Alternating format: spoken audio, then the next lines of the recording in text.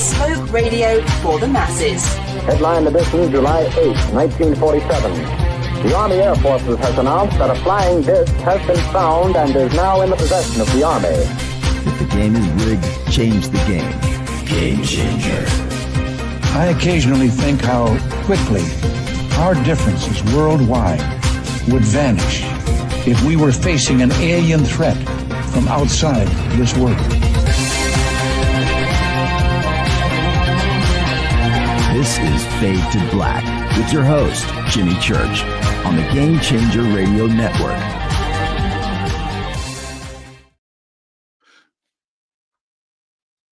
Good evening, Fade to Black. How you doing? How you doing? Today is Monday, December 9th, 2024. Kicking off another week here, Fade to Black. I'm your host, Jimmy Church. Let's do this, man. Yeah, what an amazing week. And you can help support everything that we do around here. It's simple. So Fade to Black t-shirt. We have 2 shirts, 2 ways to get them. The links are below. Everything's autographed. Everything includes shipping. 2 links below. All right, help support what we do around here. This week on Fade to Black tonight, Bryant, Dragon Arnold is with us. Skinwalker Ranch. Yep, all night tonight, Skinwalker. Tomorrow night, Jay Widener is here. He's got a new film out. Love it when Jay is our guest. His new film is called A Clockwork Shining, and it's on Amazon and all of the networks right now, and I have watched it. It is great, so you can go and check that out. That's tomorrow night, Jay Widener. Wednesday night, Petros Koutopoulos is with us. We're going to be talking about ancient mysteries, and we're going to go back and probably a little Greece, little Egypt, all that ancient stuff. And we're going to go through all of his research. That is Wednesday night. Thursday night, another film is out. That's right. We have James Fox back with us. His new film is The Program, and it's a highly anticipated film. And he's one of the best directors out there. But that's not what makes this film great. No, what makes this film great is my 5 seconds in this film. That's right. It's going to make or break this film. That's Thursday night. James Fox is here. I've got 4 major events coming up. I have 8, but we're going to unload 4 right now. Immediately coming up this February, I am hosting the Conscious Life Expo, the largest conference in the world, right here in LA. This will be my 10th or 11th year hosting this event. That is February 7th through the 10th, 2025. The links for that are below. Dragon, our guest tonight, will be there, right? So a full schedule and everything else and all of the speakers are at the links below, consciouslifeexpo.com. After that, Rise of the Guardians. That's March 29th and 30th, 2025 in Sedona, Arizona. Again, great list of speakers, and I'm hosting this one too as well. The links for that are below, Rise of the Guardians. After that, Contact Modalities Expo. I'm heading to the Midwest, all the way to Delavan, Wisconsin, Delavan Lake. I'm hosting this event too. But I'm going to speak at this event as well as host it. And we've got a Sky Watch with Chris Bledsoe and some other things. So sign up for everything and check out the list of speakers, Contact Modality Expo. The links are below. And then after that, it is me going back to Peru. I'm going to Peru twice next year, okay? So the first event that I'm also hosting in Peru and Bolivia, it is the Inca Celebration of the Sun.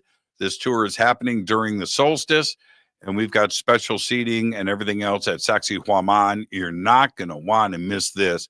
It's a true paradigm shift. It's a life-changing tour. This is June 17th through the 27th. 2025. Again, Hidden Inca Tours. The links are below. I wanted to say this really quick before I bring in Dragon. I'm getting old, and I, for some reason, I do things today that I notice that I never thought that I would do. Right? I'm young. Well, I used to be young, and I just refuse to grow up. And I think you can kind of tell that. But, man, I just do things. And if I don't do them, I stop and do them. Like I'm right before the show, and I do this every night. You guys don't see this because I'm not on the air, but before I go live, everything in front of me has to be in its place. My pen has to be right here. This mouse has to be here. This mouse has to be here. I have to have a flashlight at the ready on my right. It's right here. I have to have a flashlight to my left at the ready. It is here. I need to have a flashlight in front of me, which is here. My phone is in its stand right here. Everything has got to be, always have one guitar pick right in front of me. I don't play during the show, but I want to fondle it during the show. Everything, and then it's nice and, but everything has to be perfect. And I thought to myself, how did I get here? How did I get to this old man OCD? Yeah. I mean, I catch myself. I leave a room, and if I don't do something, and if I just, I'll stop and go back. You know, in the morning, it's this bad. Then I'm going to bring in Dragon. It's this bad. In the morning, I'm being very revealing here. I walk around to my dresser. I take out a pair of socks. I close the dresser drawer. I walk past the bed and throw the socks on the bed after I make it. Right? Now, if I don't do that in that order in the morning, it throws my whole thing off. If I inadvertently walk in the other direction, I'll stop, go over to the dresser, get the socks out, walk back with the left hand, toss them on the bed after I've made it. It's like I never did this stuff before, and it's constant.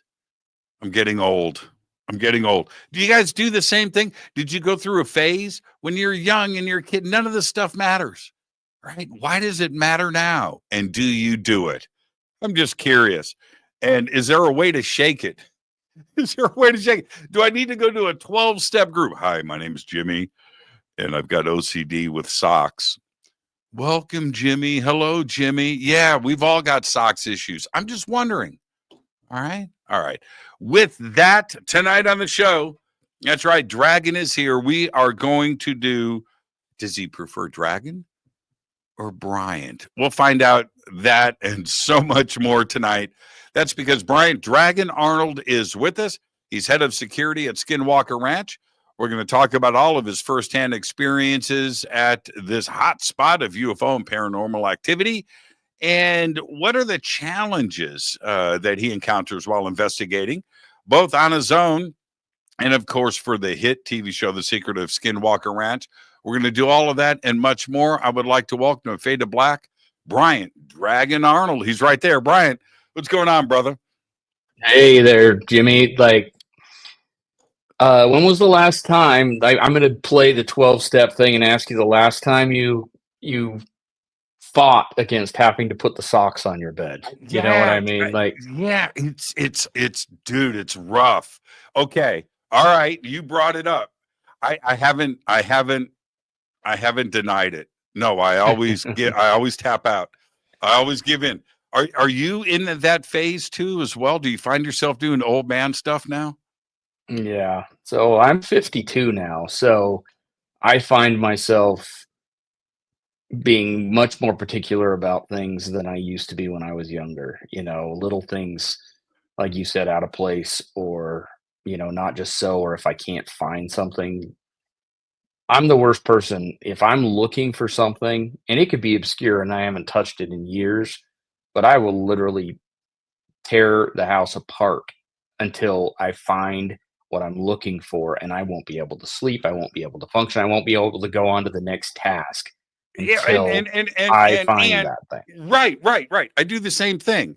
And when you find it, there's the sense of relief, but it's usually something that doesn't change your life. Right? It's not absolutely. Right. Absolutely not. But it bugs me. But it bugs me, so I have to find it. It bugs me too. And you know what?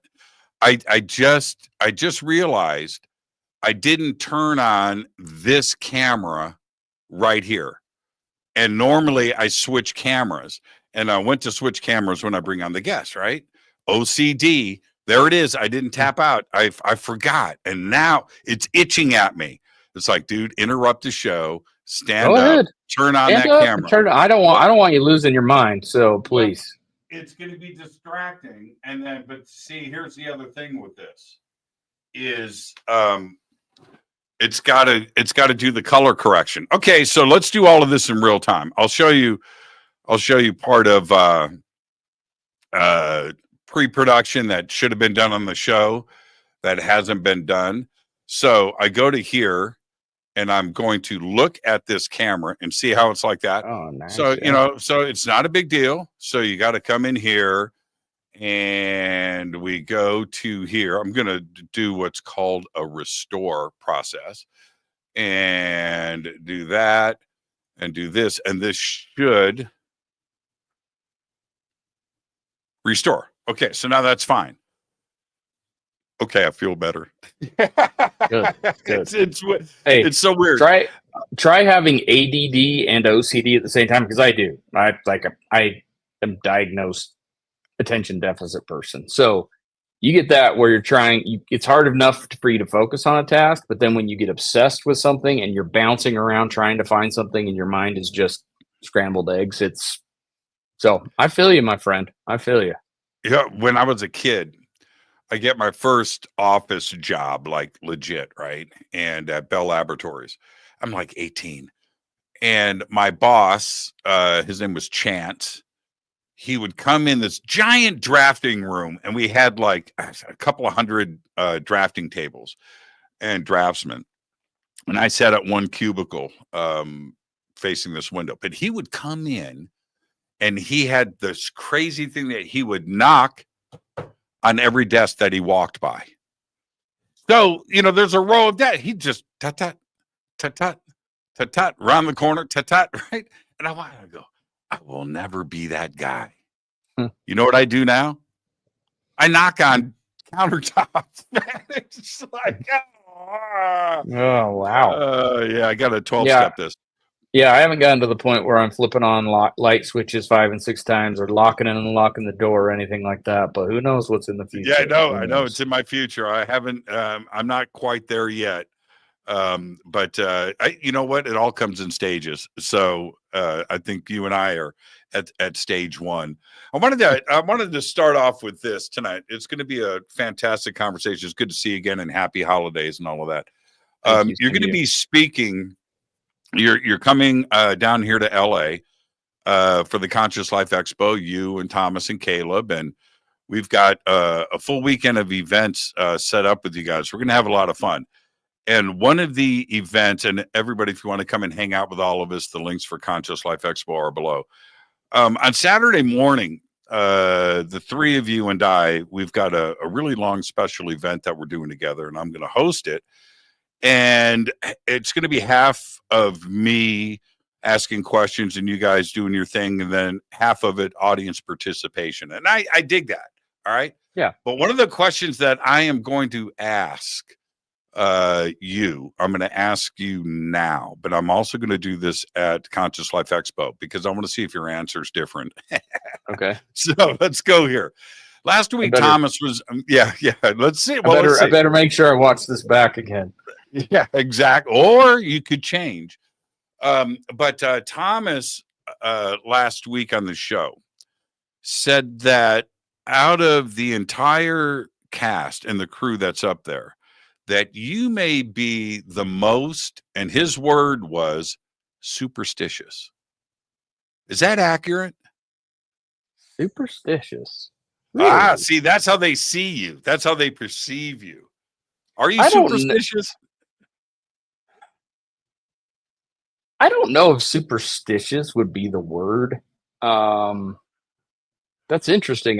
It would be interesting to hear in what context that I would be the most superstitious about things, because I really wouldn't view myself that way. Maybe because I'm a little more cautious about things based on, my role and my job, to where I'm, less likely to go headlong into something without figuring it out, based off of things we've heard or been told or things like that.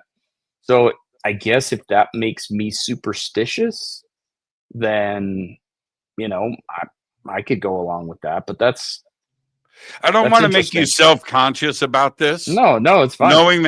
knowing that your team is sitting around at lunch going, man, Thomas is superstitious, right? Yeah. But is there a reason why maybe Thomas or others would think that of you? Because I think it's a good trait, to be honest with you. I think if you're going to be, it's good to be objective. I don't think superstitious is the right term.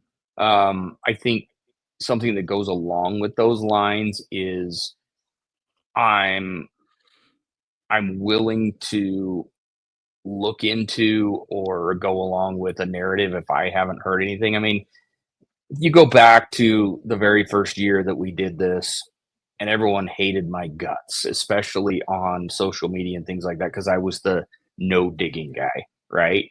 And so I took so much grief for that. That's why I swore off social media for a long time. Because people are not kind. But that being said, so we had inherited this narrative. Like when Brandon purchased the ranch, it's not like Mr. Bigelow handed over, all of his catalogs and his files of everything that they had done and, anything. He basically was handed the keys to a broken down old trailer and, a piece of dirt that was pretty run down and kind of at its end of its usefulness at that point. Because he just hadn't done anything over the past, over the last many years, And the houses didn't have roofs on them. Yeah, the homesteads, of course. Yeah, that's true. Right. But even the command center was just basically a broken down double wide trailer that, was in terrible disrepair, rat infested, old cheap furniture and things like that. And it took Thomas and all of his expertise going in there with his contractor background and, gutting the thing and making it what you see on the program and things like that. It was pretty rough. And so that was pretty much it. And then we were handed a book of stories, the book that George Knapp and Colm Kelleher put together, The Hunt for the Skinwalker, and, a few stories from different people. And that was it. So, the whole digging narrative was that, in their research that they'd done, there was one kind of outlying thing that it seemed to be when they would use heavy equipment or they would dig or disturb the earth on the property, bad things would happen. So I'm tasked, not knowing really a whole lot about much, by Brandon, the owner of the ranch, to go out there and be like, hey, it's your job to, keep people off that aren't supposed to be here. And then, try and look over, make sure people are safe doing the work. And so first things first, there's this tale that, things happen when you dig. Well, even, and going back a little bit, even prior to that, Thomas had been out there doing some excavating work, creating roads so we could get to other parts of the ranch and things like that. And after having done so, he suffered a mysterious head injury that almost took his life. Right. Yeah, he was out for a while. Yeah. Right. And so, obviously, correlation isn't causation. You hear that a lot of times and things of that nature. But that was really the only breadcrumb we had leading to what this mysterious injury that even doctors were baffled by. And then on top of it, you had all the stories that were told both in the book as well as from individuals around there that bad things happen when you just disturb the earth. And then we get Travis, who comes rolling in, not knowing any better, to prove himself as this scientist. And he's like, I want to dig things. So then I was the one that said, my mandate was, unless there's good reason, we're not going to do it. And so I got the whole no digging thing, took a lot of grief for it and everything, when it was truly Brandon's mandate to me. Well, I'm gonna come clean with you for a second. You're not wrong in saying that, because I was pretty upset with you. And only because I think that as a viewer of the show, you need to dig and or drill or you need to, what, honestly, you just need to remove all the dirt off of that mesa. Right? That's what you got to do. And you were the bump on the log through all of that. And I'm just thinking to myself, we need to dig. and Dragon is stopping this, and I want to know what's under there. I want to drill. I want to pierce things. I want earth movers, and yep. And to your point, I'm as curious as anybody. If anybody wants to get to the bottom of answers, I am first and foremost wanting to do that. But my job and my mandate was we're not going to do anything that's going to put people in harm's way, including this list of things. So, I mean, as you've noticed, things have progressed. Brandon has opened up his mind more to, what he's willing to do and so on and so forth. But we were we were thrown into the fire. We'd been out there doing stuff. And then all of a sudden we got, brought in somebody from the outside, Travis, and then, thrown in front of TV cameras and things like that. And, I was still going to dig my heels in. That's why, I was put in that position. And so for a while there, I dug my heels in until I had a conversation with the owner of the property, and he gave his blessing and everyone signed off on it. And, as time's gone on, we progressed, but we're still going to continue to follow Eric's lead in that it has to have some scientific basis, and that we're not just going to go out there. I mean, the idea that Travis has was like, well, if they say something's going to happen, I want to see something happen. So let's just go digging the place up. We don't know what that's going to do, and to your point with the Mesa, everyone's like, why don't you just get dynamite out there and blow that thing apart and everything else? Well, I mean, yes, we want to know what's in there, but we want to take a more surgical approach and try and see if we can figure out what it is. We don't want to destroy. If there truly is something in there, we don't want to destroy it. We don't want to destroy the landscape, because who knows if that has something to do with the strange energies and, frequencies and things like that around there, and so on and so forth. But so if me listening to the stories, going full circle, here's my ADD jumping in again, but going full circle to your original question, by me being cautious and following narratives that I heard, that makes me superstitious, then sure, I can see that. Call me superstitious. Yeah, well, hey. It's okay. I'm telling you right now, Dragon, I will not go into a cemetery at night. Okay? Yeah. Sure. There's reasons. There's reasons. And is that superstitious or is that just being cautious? Well, okay. What? And I've always been one of those people that is, I'm not going to say something's going on until I actually see it or witness it for myself. For the longest time, Skinwalker Ranch was just a place. I didn't have a whole heck of a lot of experiences in the beginning. In fact, the rest of the team used to jokingly call me, the UFO repellent, if you would, because without fail, I could be out there for a long stretch of time and nothing would happen. I'd leave for a weekend or go inside for a little bit, and all of a sudden people see something. I come back out and I'm like, what's going on? What did I miss? Type of a thing. So, I don't know. I've always taken the mindset into it that, my job first and foremost is to, accomplish the tasks that I've been given. And then, if I see something or experience something, then I'll talk about it, but I'm not going to make things up to become part of a narrative. I think that's what, is the most distasteful thing about the whole, paranormal community in some ways, is people want to insert themselves and have that next story. There's a lot of one-uppers, if you will, within this genre. And so, for the longest time, people would ask me if I'd really experienced anything. And I said, not really, because then it would have been easy to say, oh yeah, I had all this crazy stuff happen because of all the lore and everything with the ranch. But I'm not willing to do that. Well, we'll get into that. We'll get into that. Let me ask you about the fifth beetle. The fifth beetle on the secret of Skinwalker is not a person. It's your semi-automatic assault rifle. Right? And so that's confirmation of agreement. I like that laugh. Because when people tune into the show and they know that, and it always says head of security, you got that little line, that little tag on the screen that is there, and you've got your shades, and you're armed. What is that for? Is it for the Men in Black assaults? Is it for skinwalkers? Is it for snakes? Is it for coyotes?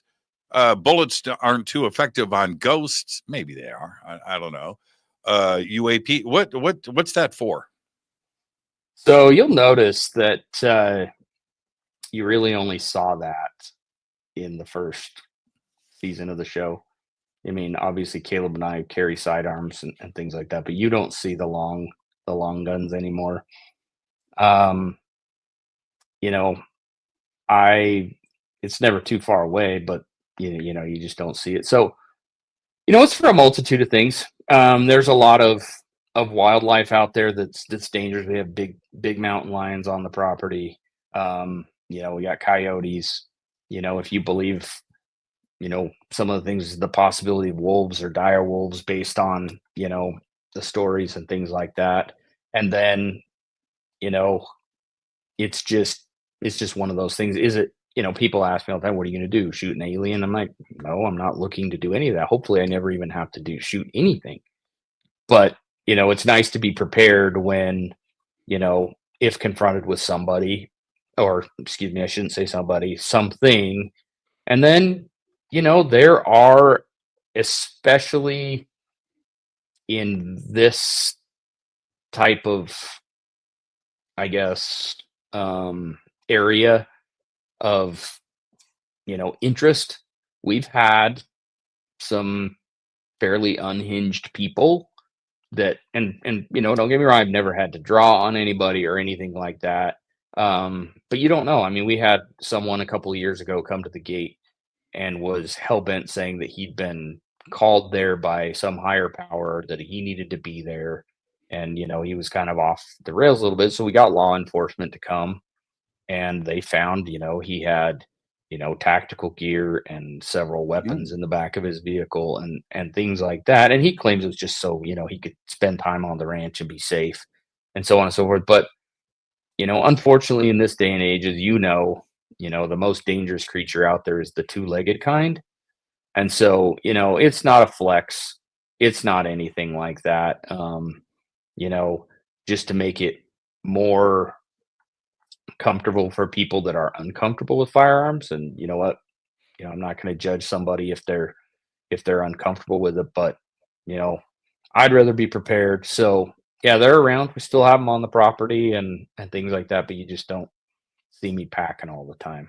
So anyway, it's kind of a long answer to a short question, but yes, all of those things, we don't know what we're going to face. And as notoriety and popularity of the program and then of the ranch itself has increased, then, the amount of traffic and individuals. And we've had to involve law enforcement on multiple occasions, because people feel like it's their right to try and find the truth, and in doing so by trespassing and putting other people in danger.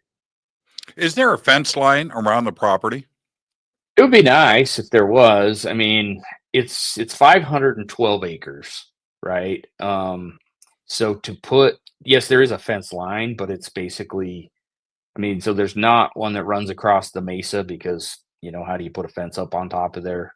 But there's a barbed wire fence around the rest of the perimeter, and then obviously the front entrance and stuff, we have our security gates and things like that. But the sheer cost to try and fence off 512 acres out there would be just astronomical. So it's definitely a challenge because people want to try and get on the property. There's been people in the past, that's why Bigelow had armed security out there all the time too, is because really, that was the only deterrent to keep people from coming in. And people think it's, well, you just want to hide the truth or whatever. It really isn't that. I mean, it's private property. Plus there's been mysterious injuries and it's dangerous, on that property. And it messes with the scientific investigation. I mean, that place is instrumented out from front to back, top to bottom.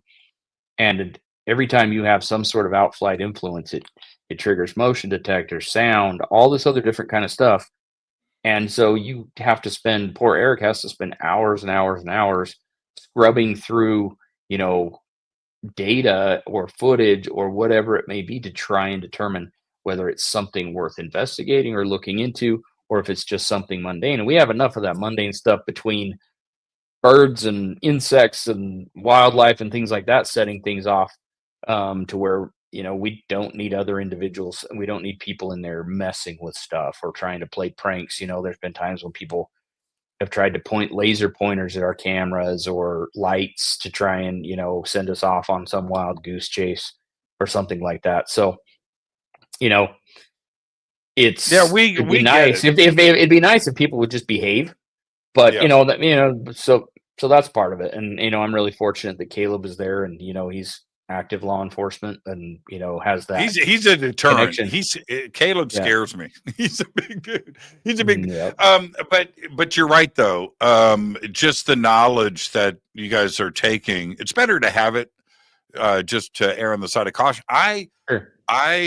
My home is on lockdown, right? I've got motion cameras, I've got motion lights, I've got alarms, I've got broken glass alarms on all the way. You know what I mean? Everything. Now, has it gone off because of an intruder? No, but I have it.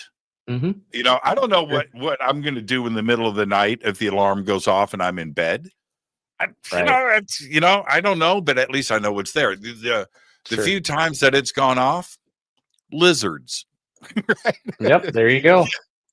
And I was so excited. Oh, my motion detector's going off on the side yard. Oh, it's a lizard. Okay, nothing. Yep. No, excitement gone. Now, okay. The perimeter. There's a reason why I ask about the perimeter fence.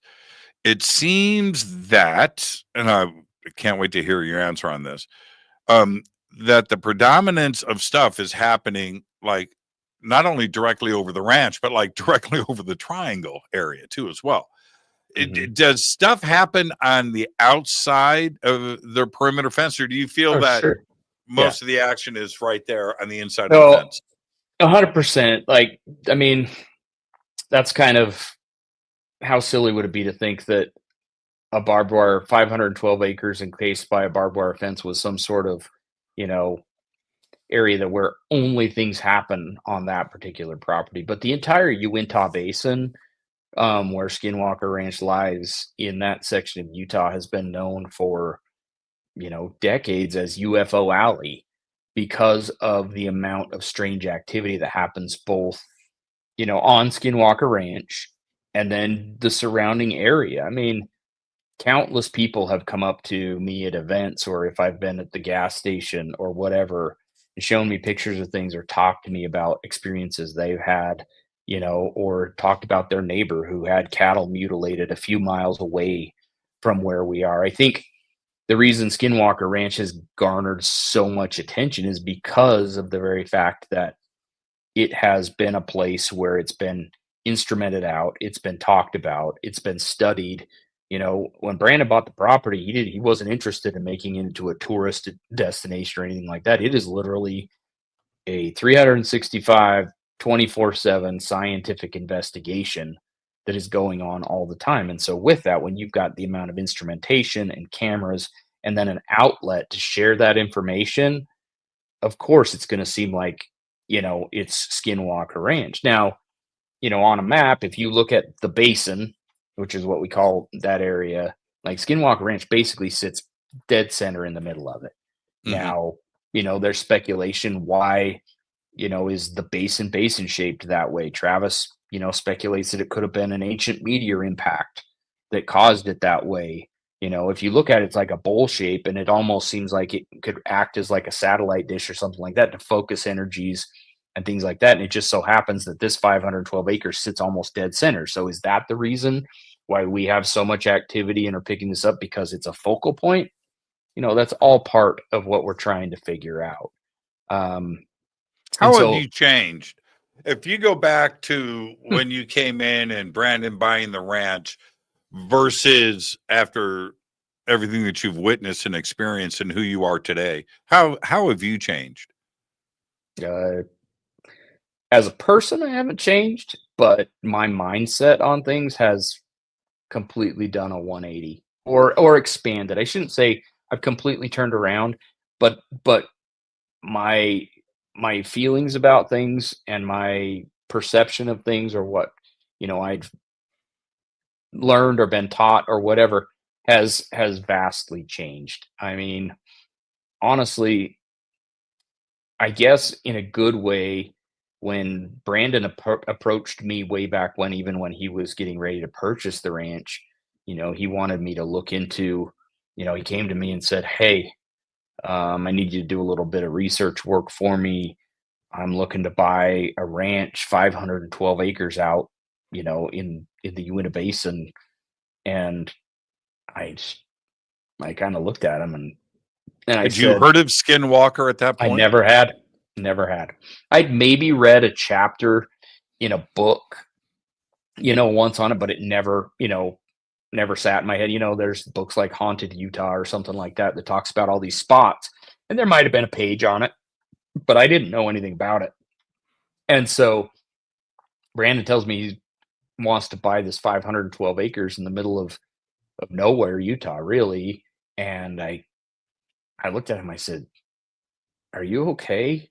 I Right. said, "You don't even own a pair of jeans. What are you gonna do with 512 acres of dirt, out here?" And so that's when he said, "No, no, no, there's more to it than that," and started telling me about it and everything. And honestly, when he first came to me, I said, "Well, from an investment standpoint, I would say don't do it, dude," because I really didn't know anything about it. And I said, "But, it's your money. I'll help you any way that I can." And, I said, "Is this an investment? Is this something you're looking to make money on?" Because, that's what he does for an occupation. He's a real estate guy. And I said, "Or is this a toy?"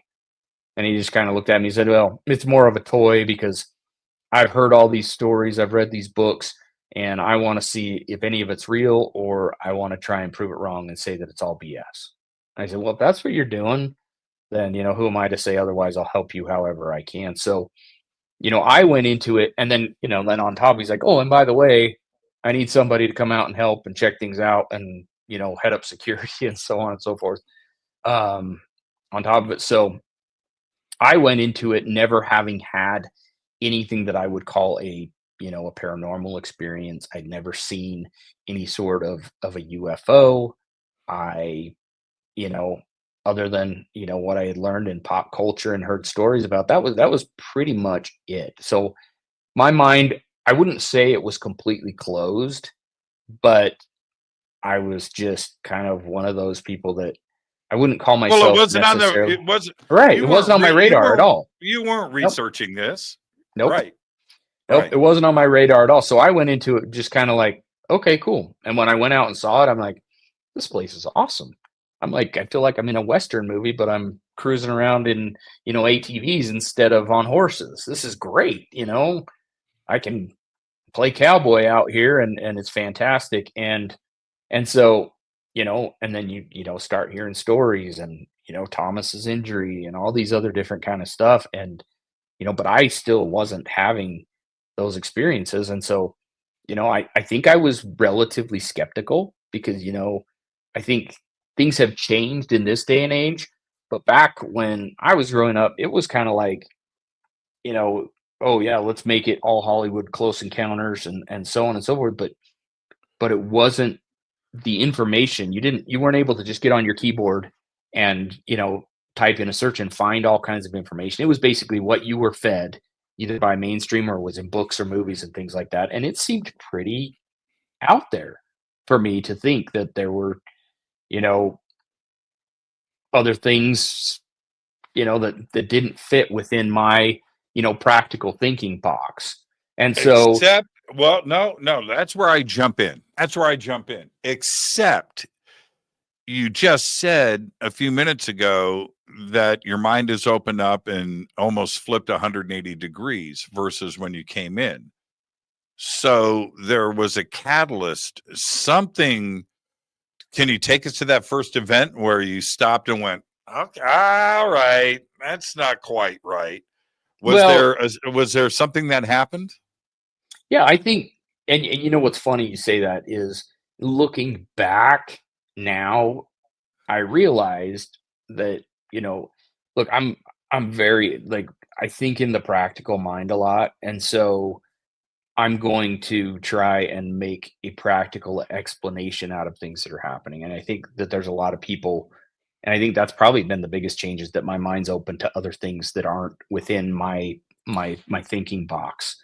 And so, I go back now and I realize that I did have some sort of an experience that should have clued me in a little bit more, that there was a little bit more going on out there than nothing, because I felt like I hadn't seen or experienced anything, when really I had a couple of experiences that I just kind of chalked up to things that were, within the realm of just a normal possibility. But now in hindsight, I think it was more of a stretch to try and paint it with a broad brush than it was to actually give in to the fact. So I can tell you that story, but I think Yeah, the no, one I that want to hear really, it. You got yeah, my yeah, yeah, attention, man. You got yeah, my yeah, attention.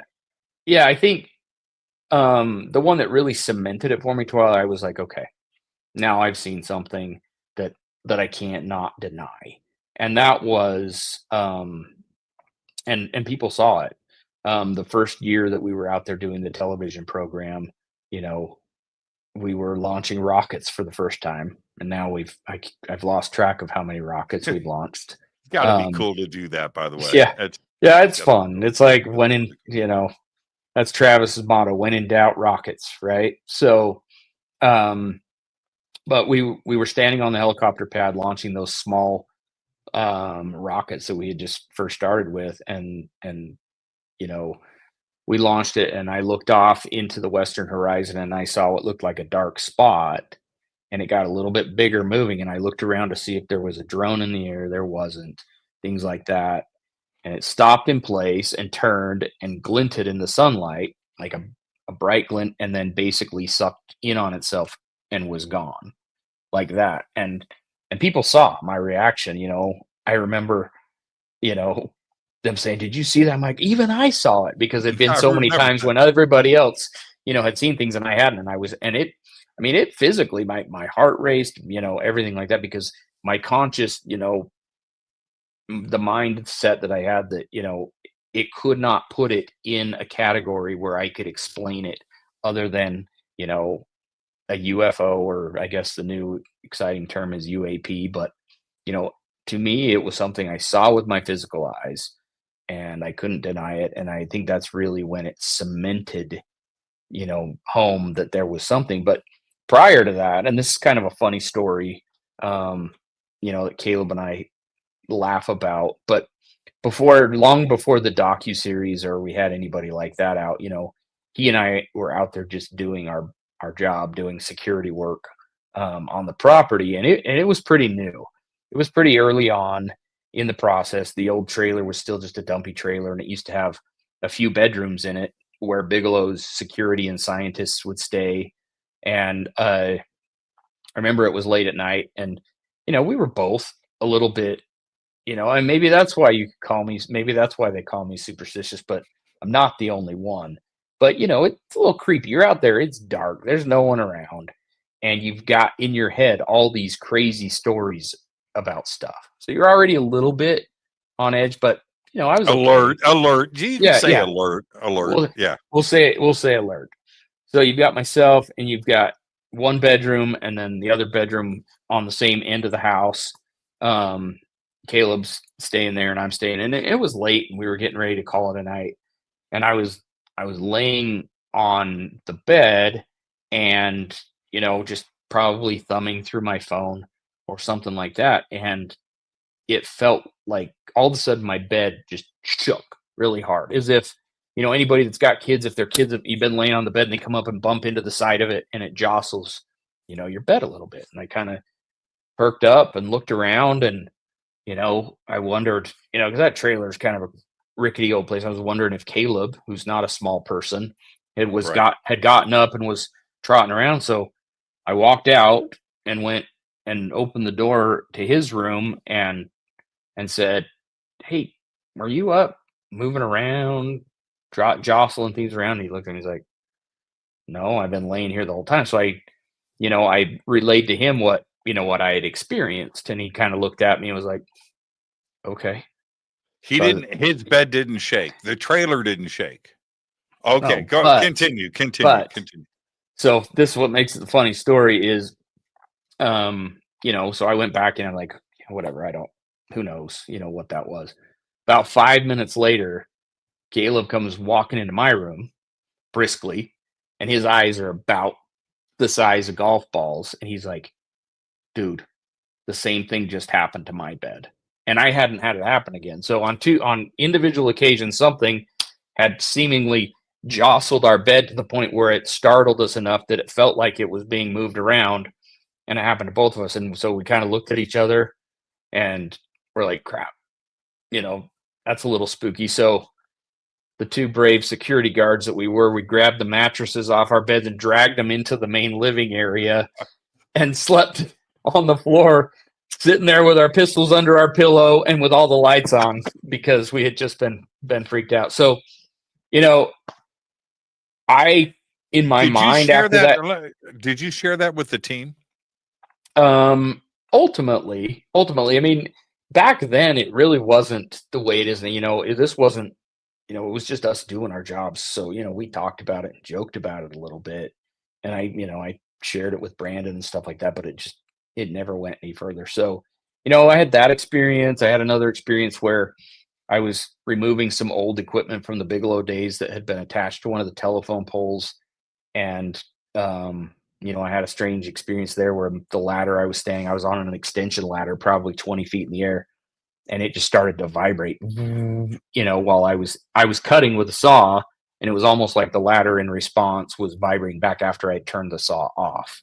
So that was really strange, but it was a power pole. So of course, in my mind, I'm thinking, oh, it must just be the electricity running through the power poles. But I've gone up to those power poles 100 times since to see if that's ever happened again, and it hasn't.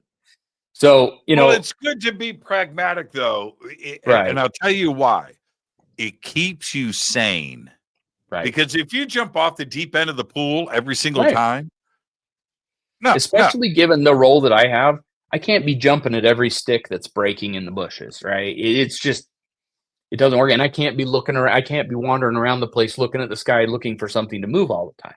I see dead people. You can't be that exactly. guy. No, I can't. And so, can we go back, Bryant, before I let this get away from us? Yeah. If we go back to the black spot that went into itself, mm-hmm. and I remember that. I remember that when that went down. By the way, when was that the rockets? Is that the location of Skinwalker? Is it? Is you know what I mean? Because the timing of it was suspect. First off.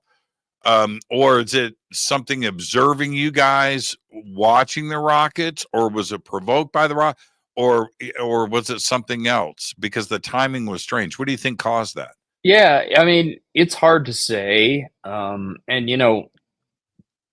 we joke with Travis about rockets and all that different kind of stuff, but honestly, it's become too frequent to not believe that maybe rockets act as some sort of stimuli for whatever the phenomenon is there on the property, because on multiple occasions when we've been doing a rocket launch experiment or exercise, it has been followed by, or shortly thereafter, we've seen things in the sky.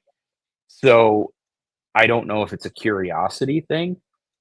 I don't know, exactly what it is. You certainly can't put your thumb on it. And again, correlation is not causation, but it certainly has become, relatively repeatable that, and not every time. I mean, there's been plenty of times we've gone to launch rockets and we haven't got jack crap, but you never see it on the TV show because it's just no one's interested in just that. Mm-hmm, But there've been many occasions where something has happened, and it just so happens that it coincides with us, launching rockets or doing something in that regard. So, if we go back to, I think it was season 1, it might have been season 2. A team came out. I'm trying to think of the guy's name the first time you guys brought drones out, and they were going to do some mapping and some LiDAR, and they had a couple of, and the GPS went all wonky and was, underground. You remember that whole thing? I had him on the show. I had him on Fade to Black, right? Yeah, Pete Kelsey. Yeah, we love Pete Kelsey. He's great. He's amazing. Very smart guy. So smart. And so smart. And he was confused.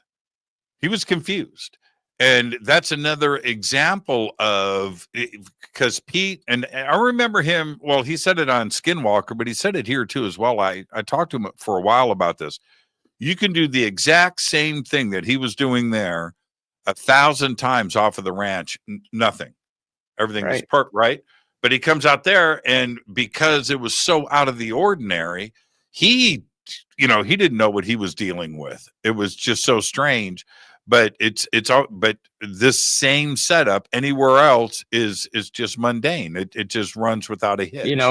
We've had that happen on, and we feel bad. I mean, we try to find, the best of the best when it comes to experts in a certain field, and have them bring their equipment out so that we can use it to get, some sort of a result. And I can't tell you how many times we've had just it's actually more of a surprise if something goes down without a hitch than if they have problems with their equipment.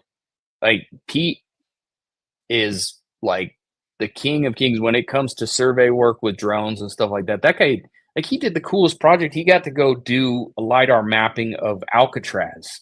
That's right. I mean, how cool is that? Right? He probably talked about it when when he was on there, and he does that sort of thing. He did security work by doing a drone survey of the SoFi Stadium there in Los Angeles, where the Chargers and the Rams play, so that they could make sure there wasn't any areas where you could have someone stash something dangerous, anti-terrorism stuff. He did that. No problem. And you're talking about places where you would think you would get interference, where you're talking concrete and rebar and all of these types of things. And I don't want to repeat things that Pete said because, he's the expert. No, it's true, though. At SoFi in LA, you've got Wi-Fi, you've got radio, you've got things, you've got transmission, you got all the possibilities of interference happening at SoFi. The opposite of Skinwalker. Right. And they do that without a hitch in the very first, I think it was the first. Was it the first or the second season? I don't know. It's all, I can't remember either. Head. But we had this guy that did thermography with a big drone come out, and he had all kinds of trouble even getting his drone in the air. It was a big wah-wah. He couldn't even do it. And he's a guy that works with the fire department in California that flies through old down buildings looking for bodies and things like that, where if you'd get signal interference, when he couldn't get a GPS signal to save his life on the property to fly his drone, and if he did, it would go up a little bit and then fail and come back to home. And we see all of that all the time. And with other equipment, even physical equipment like large machinery, the drills themselves, yes. But also, we had an expert out there with a big bulldozer where we're going to do something, and that thing, you put brand new batteries on it, came out on the property, it started, worked without a hitch, got it on the property, and all the batteries were shot. They had just replaced the starter on it, and then all of a sudden the starter was blown and things like that. So, like I said, it has become, it really is more of a surprise when things go down and people's equipment work properly, because we'll ask them, like, it's Eric's favorite question to ask. He stands there and just asks, "Now, have you ever seen this before?" And their answer 9 times out of 10 is like, "I've never seen anything like this. It shouldn't do that. This shouldn't happen," type of a thing. And then, we all look at each other and one of us will say, "Well, welcome to Skinwalker Ranch," because that's just seems to be how things work or don't work. Now, as the security guy out there, for you and Caleb, what's it like to constantly feel that you're being monitored, whether it's black helicopters or aircraft or surveillance from the perimeter? It seems that I'm just going to say the man. That could be any government or military institution. Sure. You've had the attorney general there involved in this too as well. How does that make you feel, knowing that somebody is really interested in not only Skinwalker but the work that you guys are doing? Yeah, it's unnerving. I mean, I think it's akin to feeling like you're being surveilled in your home. You know what I mean? It never is fun to think that, you've always got eyes on you all the time.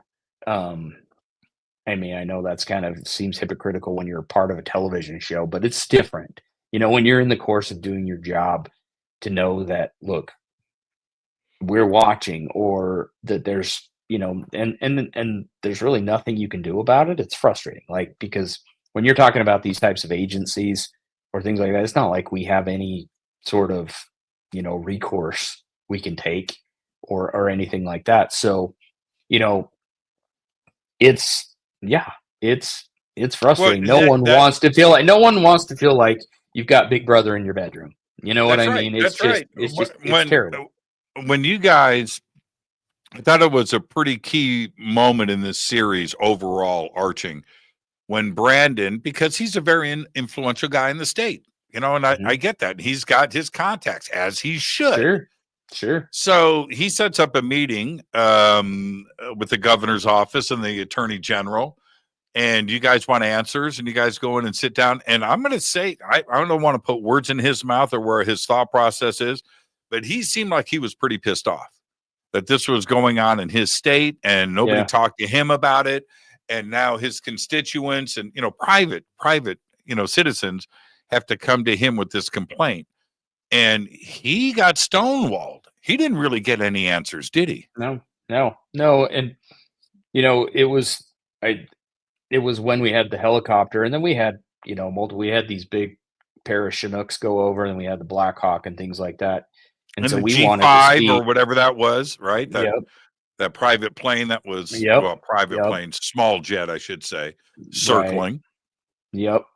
So we had all of that sort of thing happen. And you're right. John Reyes, the attorney general, at least for a little while longer, he didn't run for re-election again. So but no, he was a great advocate for that. And he put his feelers out to try and figure out, what was going on. And he was stonewalled, just like anybody else. And so, yeah, it was frustrating to him because, he's like, look, this is private property. These are citizens of my state. And, this shouldn't be happening, or at least there should be a record or a reason for it. And so, yeah, it's never fun to feel like you're being watched or listened to.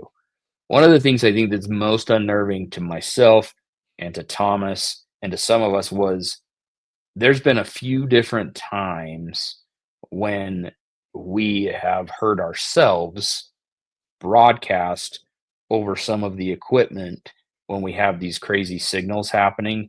And so, we've done experiments like where we've turned all the audio off, we've unplugged, because when we're filming, we've got microphone fobs on us all the time. And things are hot. Right. Yep. Right. Mhm. So we've made the audio guys turn their bags off.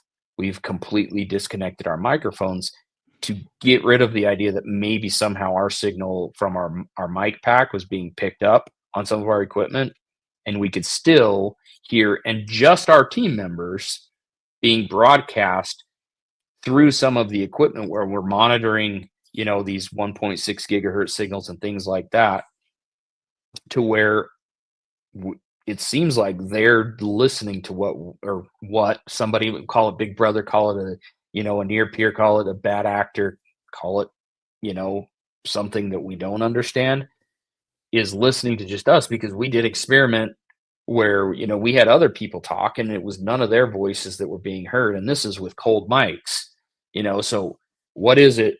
It's really unnerving to think that you're walking around that property having conversations and you don't know how much of it's being private. I try to not even have conversations as little as I can on cell phones and things like that, because who knows? Where can you go to have a private conversation? Or go to the bathroom. How do you go to the Right. Yeah.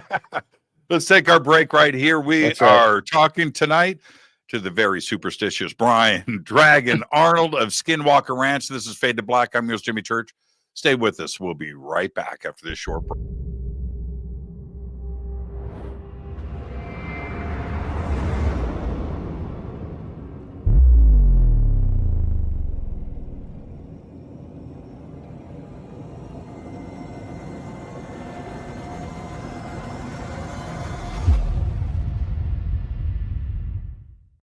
Subscribe to our YouTube channel to get your alerts and access to over 2,000 videos. Click that subscribe button right now.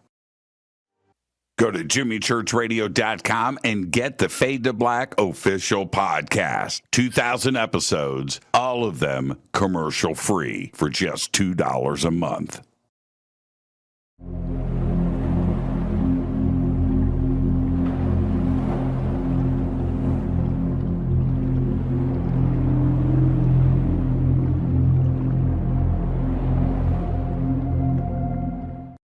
Watch Into the Vortex on Gaia TV. It's Fade to Black for the screen. Simple to do. Go to Gaia.com, search Jimmy Church, or click on the link below.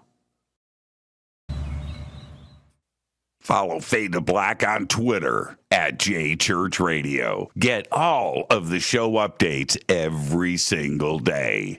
It's now called X, but who cares? How you doing? Jimmy Church here. Special announcement. Get your Fade to Black t-shirts. That's right. Help support the show. Help support everything that we do over here. We've got 2 t-shirts. We've got 2 ways to get them. Get your Fade to Black t-shirt today. Go Backley Tappy. Go to jimmychurchradio.com and become a Fadernaut. Get a membership. That's right. Everything is commercial free. You have access to downloads, and you get to call yourself a Fadernaut. River Moon Coffee, makers of the Fade to Black blend. Truly the best coffee on planet Earth. Just visit rivermoonwellness.com or their Amazon store. It's all simple to do. You can check out the Fade to Black blend, the Game Changer blend, or any of their Black Moon Wellness products. It's the only coffee I drink.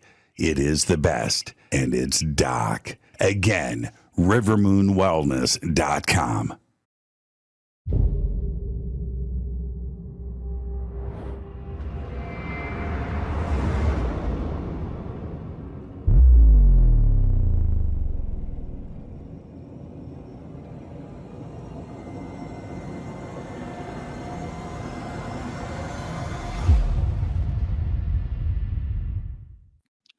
All right. Welcome back, Fade to Black. I am your host, Jimmy Church.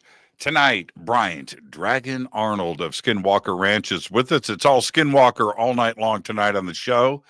And I want to remind everybody that Bryant is going to head south. Him and the Skinwalker team is coming down to Los Angeles in February for the Conscious Life Expo. It's going to be great. We've got a full weekend of events coming up, and the links for Conscious Life Expo are below. Now, Bryant. Yes, sir. This is not quite a yes or no question, and it could lie somewhere in the middle. But do you think it's aliens or ET? Do you think it's supernatural or a possible another explanation about what is going on? Yes. I knew it.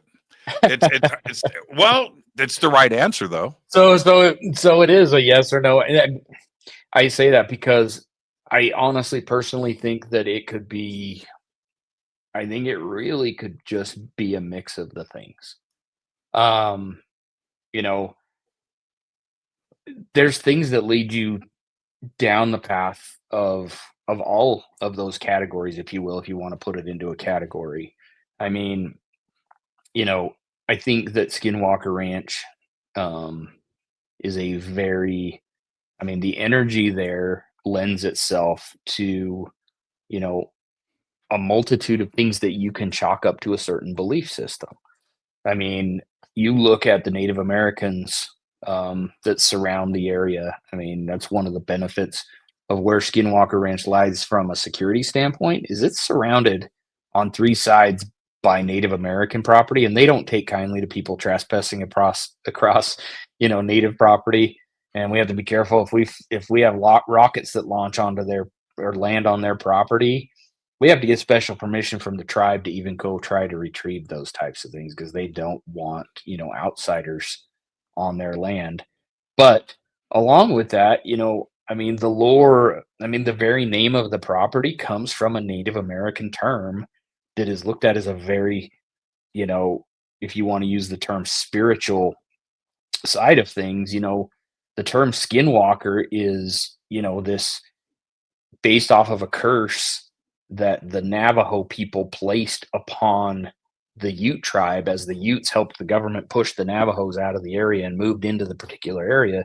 They cursed them with the curse of the skinwalker, which is, supposed to be this, I guess you could call it demonic, but it's almost like a witch doctor type entity that can shift from human to animal and things like that, and they believe wholeheartedly in it. Like, you talk to many people around that area and it's like us saying, well, there's a car going by. It's that much in their culture to believe that it truly is one of those things that you don't talk about and you take it seriously because they've had experiences with it. I mean, there's a lot, like where the ranch sits, there's a main highway that goes by that you have to turn down a road to go get to the property. And there's still to this day, natives that as they drive past the turnoff that leads down to the ranch, they won't even acknowledge it. They'll turn and look the other way because they don't want to invite that, if you will, into their life. Every time they've been on the show, they won't even say it. Yeah, they don't want to. It's it's to them, it's inviting something that they don't want in their lives. I mean, when Brandon first purchased the property on the west side of the west boundary of the property is native property, and they had all sorts of animal skins and entrails and things like that hung around on the fence posts. And we asked, what in the world is that all about? And it was basically an offering to the skinwalker to keep them on our property and off of theirs. So you've got the spiritual side. I've felt, that side of things, call it what you want, whatever your belief system is. I think, I've felt, and I'll tell a personal story. So my father passed away unexpectedly in 1999. So he's been gone a long time. He's only 58 years old. And the closest I've ever felt of a presence to my late father was on Skinwalker Ranch. That's part of the reason I love being there. What happened? What did you feel? No, it's not. It just I don't know if you've ever been like. It wasn't anything in particular. It was just. It almost felt like I could, that my old man was around or something like that. I mean, it's hard. It's hard to say. It was just, it was a personal, type of experience that I had, and I felt, closer there. So the way that I've looked at things is, I don't know, and this is my own personal interpretation, my own personal thought, is it's when we see things appearing and disappearing or moving, quickly from one spot to another.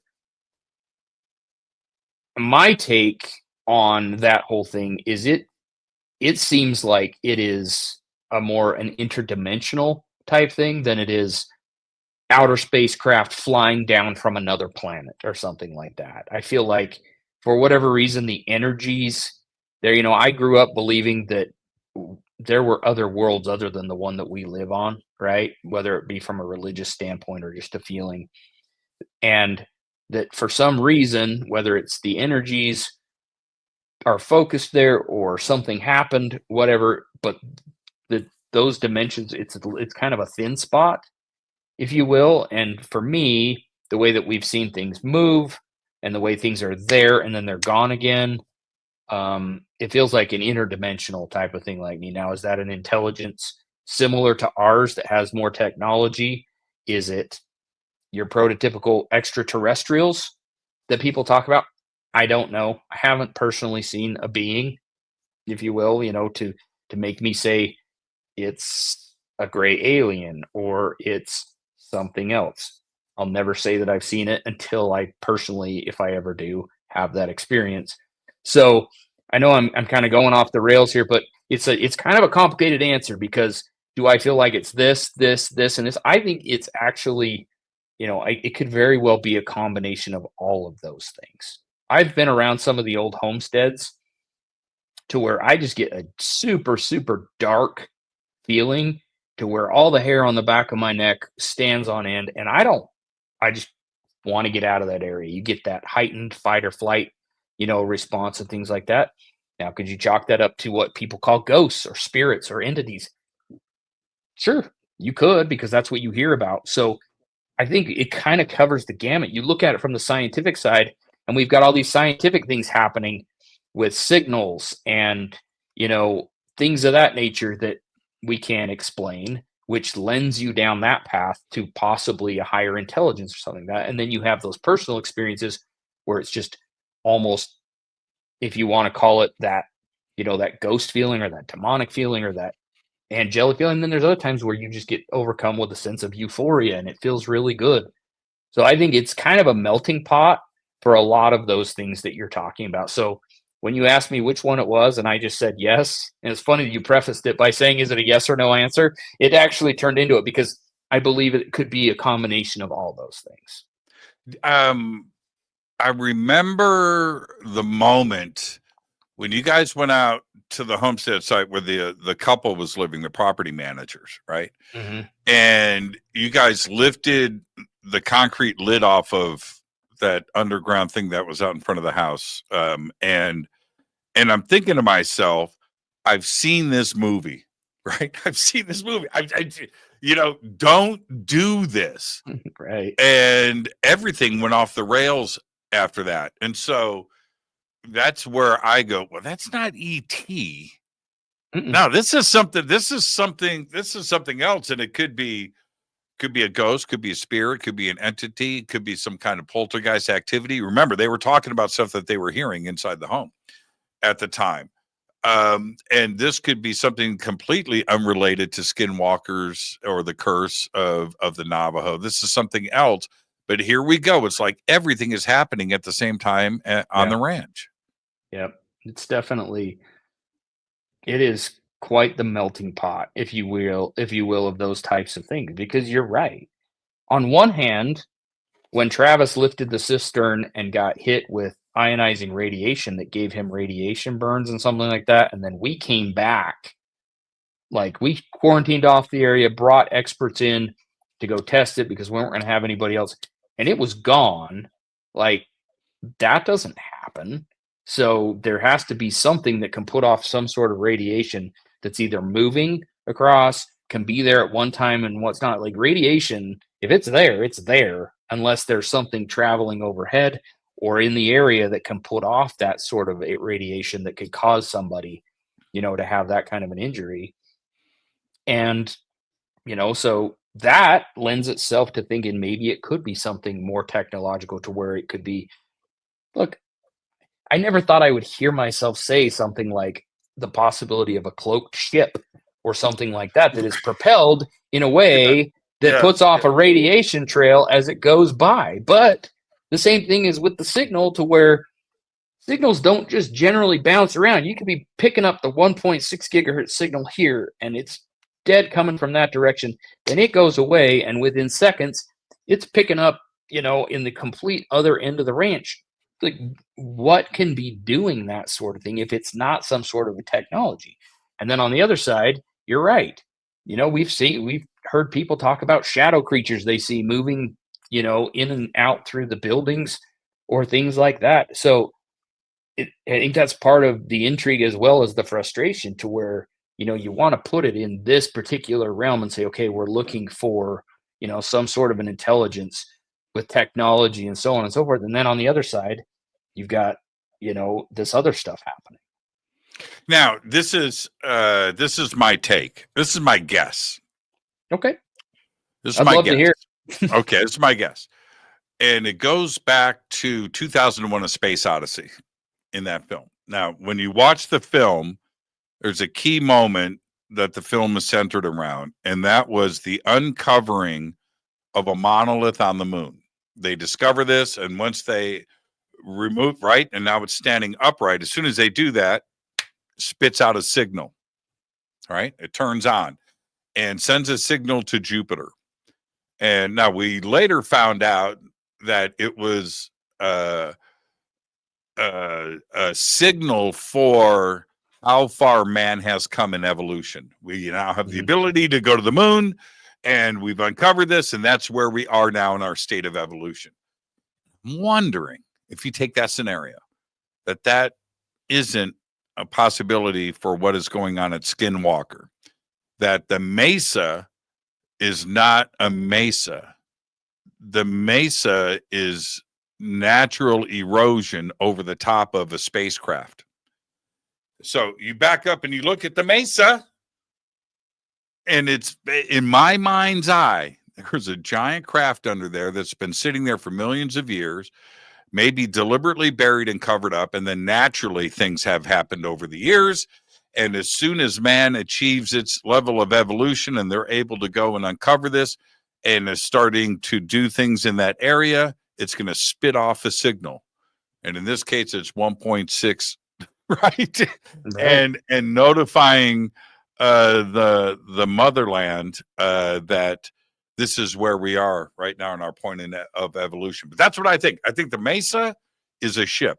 I think the mesa is an unnatural formation, that there is a craft underneath that, and you guys need to get to it. That's my take. Am I far off? I wish I had the answer to that. I feel like anything is possible. And we've had those discussions around the table about the possibility of something like that, to where maybe it was crashed or stored there or something of that nature, and that there's still, it's woken up somehow, and so it's putting off, these types of signals or whatever it may be. So look, we're hell bent on figuring out if that's truly the case. And I like that take. I mean, hey, going back to, the stories that we heard, literally some of the stories that we heard were like former owners, things like that, saying that they saw the mesa open up and craft being able to fly into the mesa, and, not open up like a garage door, because that's not how that type of, thing would work, but literal craft flying in to the mesa and out. And then even, you caught that on, you guys caught that on video, right? I was just going to say that. Ago. Yeah. I watched that section of the show. Okay, this is what I do. I don't want to get too sidetracked. In my gym, this is my little guilty pleasure. Okay, in my gym upstairs, I work out to Skinwalker Ranch. That's what I do. Yeah. It's a 1 hour show. I just need Robert Clotworthy to come in, right? And then I just, and I do my thing. Yeah. and so that's how I watch the series. It's my timer for working out, right? So credits roll, I'm done, right? So I'm working out, and during that episode, I stopped and rewound that countless times, scratching my head, wondering what I was looking at. And at that time, you remember the helicopter was going through all that funky stuff too, as well, with its altitude changes. But when you saw that video of what appears to be a white orb, an object of some kind, coming in the back half of the mesa and exiting like right where the triangle is, right? What did you make of that? Exactly what you're saying. It was baffling. I mean, it was baffling to see, that object come down over in the east part of the property and then, seemingly pass through and come back out, the face of the mesa, not too far right there from the triangle. Like that has been, I mean, that's been one of the main things of follow up since that happened, was to try and figure it out. And we have had audio and signal that we've broadcast from over where we speculate, that object going in and coming back out. And it shouldn't be able to pass through rock like that, but we've picked up signal that seemingly does that. So is it, do they have a garage door opener that they can open up and move in and out? Is it that type of a thing?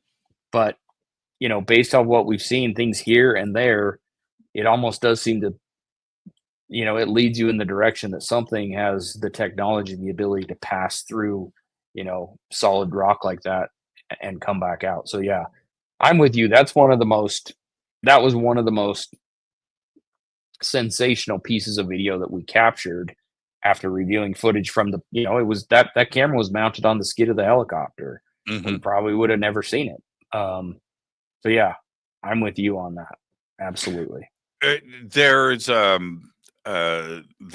comfort that I get with science and physics as I go through this journey, right, of trying to figure out what the heck is going on. I've had my own experiences, but I love science and I love physics, and I go back to science and physics to ground me and center me a little bit on this, because they are probably more woo-woo than you and I. Okay? Extra dimensions and the multiverse and entanglement, quantum entanglement, oh my gosh. Yeah, when right, Travis right. Wait, you know where Yeah. I'm going. So let me, you know exactly where I'm going. So now you bring in Travis. You took the words right out of my mouth. You bring in Travis, and somebody that's very educated and knows, has a pretty firm grip on these subjects. But suddenly Travis comes in, and dude is talking wormholes, and this could be this, and this could be, you guys are launching rockets, and that, you remember when the cloud was above that was, I got to admit, when Eric caught that and what was happening with the rockets going through or around or interfered by that, or blowing up right at that height, yeah. So what, Travis is like, oh man, maybe underneath the ground and where the triangle, and and it's producing a wormhole. I'm going, well, see, this is where science and all of this research are starting to hit head on. And that's what impresses me the most about all of this. And it just keeps me sane. Right. And it's interesting that it keeps you sane because it drives Travis insane. Like, to give you a little bit of background, the very first time that we met Travis, so, when we were approached by a production company about doing a docuseries about the work at Skinwalker Ranch and what was going on, we were just people that were brought in. We were just an island of misfit toys. Eric was leading up the science, and Thomas was handling everything. I was doing security. He was doing all the physical facilities. So we were just, guys, and then they wanted to throw us in front of TV cameras. Plus, we wanted to bring in some more scientific experts. And so the late Kevin Burns, the previous owner of Prometheus before his passing, he had done some things. He'd met Travis. Travis had done some work for him, had done a show called The Tesla Files and everything. And Travis is incredibly intelligent, one of my dearest friends on the planet. I really respect him a lot from an education. And so we were flown out to Los Angeles to meet with production to talk about, this show. And we meet this guy with a heavy accent from Alabama, Dr. Travis Taylor. And, we were talking about some of the things that are happening, and his words were, I got to say, first off, I think y'all are batshit crazy. I don't think there's anything going on at that place that I can't explain away with science. And we're like, whoa, way to endear yourself to somebody, Travis, by basically telling us we were stupid and that we were all caught up in, in stories and superstition. Well, it didn't take long for him to Did be you on think that what? property. Did you think he was a dick? Oh yeah, That you? Yeah. no, I did. Yep, I thought this guy's just a pompous ass, right? But he's a big Right. personality, and it's funny because, it looks like we're at odds all, with things, but he and I, it didn't take long to realize that, he and I really saw eye to eye on a lot of things and got along great. And like I said, he's one of my dearest friends. I love Travis. Like, I'd do anything for that guy, and I know he'd do anything for me. But in the beginning, I think Thomas loves to tell the story. He was thinking to himself, where on the ranch can we hide a body? Because if we're going to be stuck with this guy, we're not going to take this sort of crap for this You long. got Because 500 acres. You got 500 acres. Right. And so, but it was within hours that we were on the mesa, and he was picking up microwave signals that he had no idea where they were coming from. And as time has gone on, Travis went from like 100% scientific mind. This is, there is nothing outside of the normal realm of science. And I mean, he's still, science is where it's at, but you can't have, things going on that aren't governed by the laws of science. It's the things that defy it. And, you use the scientific method to try and figure it out, because everything's going to somehow fit into one of those things. So he went from saying that it was all just crazy and it was all, to now, like you said, talking about quantum entanglement and traversable wormholes and all this other different kind of stuff, that if you would have asked him that when we first started talking to him about this sort of thing, he would have shook his head and called us a bunch of idiots. So it's been fun to see that. Yeah. Are you following what's going on in Washington right now? Which part? With the UAP hearing? Yeah. That I don't do politics on the show, but I will do the conspiracy of politics, Bryant. Sure. But the UAP hearings and the military and the Pentagon and now we've got mystery drones, all over the country. Yeah, right now. the drones things that are showing up, I don't have any sort of an explanation for that. I mean, it seems because they look like drones, and people have kind of described them as drones, that it almost seems like it could be a bad actor or a near peer, if you will, like a foreign agency or something like that, possibly doing it. Some of them are pretty big. They are. Some of them are pretty big. When people hear drone, and it's my first reaction, I'm picturing a little, the thing with little DJI. Yeah. So there's a little camera on it, and some kids in their backyard, and something. And I get that. That's not what's happening here. These things are pretty substantial. But I mean, in the current state of the military too, I mean, they're using drones more than they are fighter jets now for that type of mission, and that's got to be a pretty good size thing. And I'm sure there's plenty of them out there that we don't know anything about because we're not privy to that information. But who's to say? Like I said, in my old mind, before my experiences on Skinwalker Ranch, I would have 100% been that person that said, nope. Yep. It's China or it's Russia or it's whoever has this technology and they're doing it. But I am certainly not so quick to do that anymore, just because I've been there and I've seen things and witnessed things that don't fall into the category of a drone or something like that. And so my mind has been opened to not so quickly just chalk something up to a particular thing that fits into the narrative. And along with what you said with all the UAP hearings and stuff like that, I love hearing these pilots and these decorated military people and these individuals that have seen and recorded things that are so similar to what we've witnessed on the ranch, and they don't have an explanation for it, and they've seen it. And these are people that have they have nothing to gain from coming out and talking about this sort of thing. They have everything to lose For because sure. then they're looked at, as their reputation or that they're crazy or whatever it is. But they've been so impacted by it that they're willing to put their neck out there and talk about it. And I love that because it just it adds validity to what we're talking about. And we see that with the community. You talked about, is everything just held within the boundaries of Skinwalker Ranch? One of the coolest things about having been able to have a platform to talk about these things is in the community. I can't tell you how many people have come up and said, you know what? I'm so glad you guys are doing what you're doing, because when I was, say, 12 years old, I was a Boy Scout up in the Uinta Mountains here, and we all sat there and saw things moving around the sky that weren't satellites, they weren't stars, they weren't things that we could explain. But if we talked about it, people would say that we were nuts.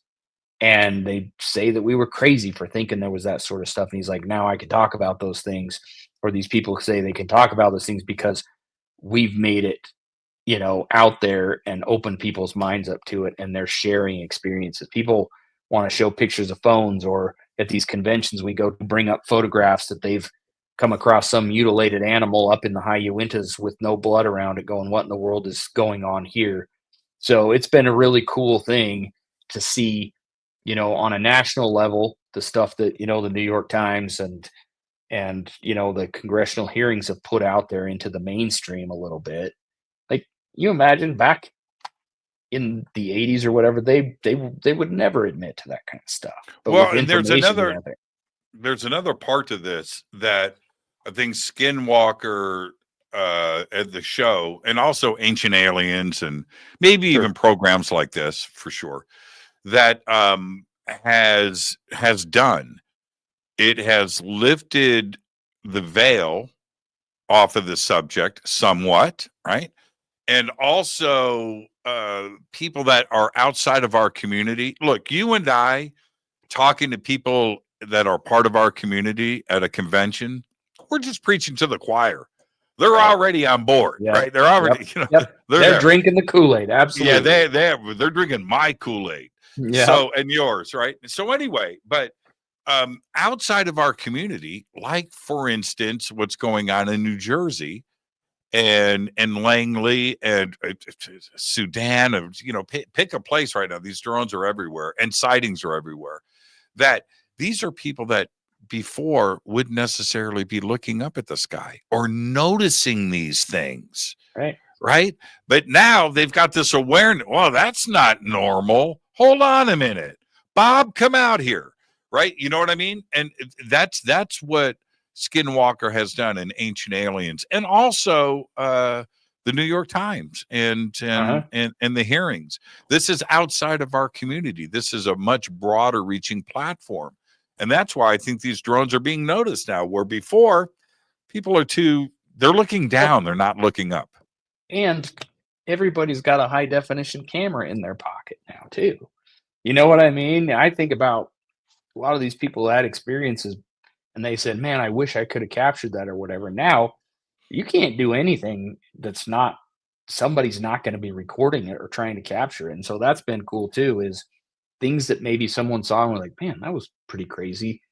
And they would tell somebody about it. Now they have proof and they can say, hey, check this out. Look at what I saw. I have evidence of it. So I think that's pretty cool too. Now, if you guys captured, and this is not a far out statement or question, but if you guys captured something, craft lands, right? Dude steps off, take me to Brandon Fugel, right? Whatever, Okay. You guys capture that.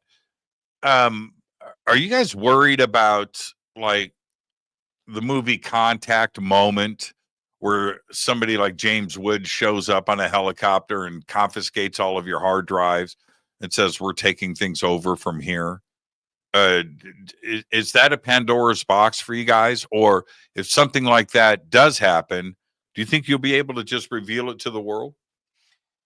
I don't know. I that's a question that I can't answer. I can tell you this, that the reason Brandon has not taken any funding from any outside sources is so that he has control over what is put out there, and he wants disclosure.